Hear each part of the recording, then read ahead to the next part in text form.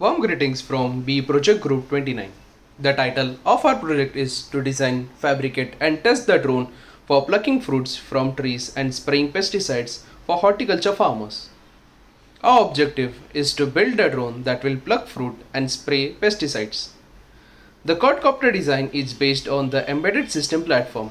The microcontroller controls the overall performance of quadcopter. Two attachments are used to pluck fruit and spray pesticide.